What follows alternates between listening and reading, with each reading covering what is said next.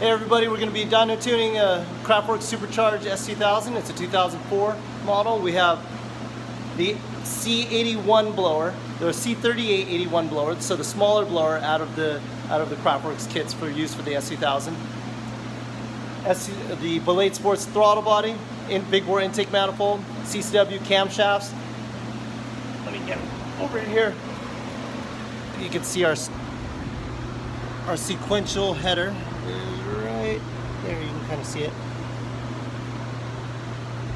Kind of hard to see, but it has our stock heat shield on it.